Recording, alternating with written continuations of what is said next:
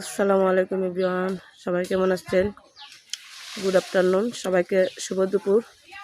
তো আমাদের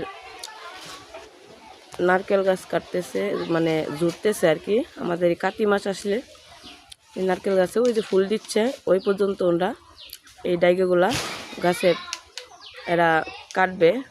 তো উনি কাটতেছে, ওই যে যে ডাইগ দেখা যাচ্ছে যে নারকেলের মোচা বেরোইছে ওই পর্যন্ত কেটে পরে মনে করেন পরিষ্কার করে দিবে। এটা হচ্ছে আমাদের দেশে কাতি মাসে এই কাজটা করে।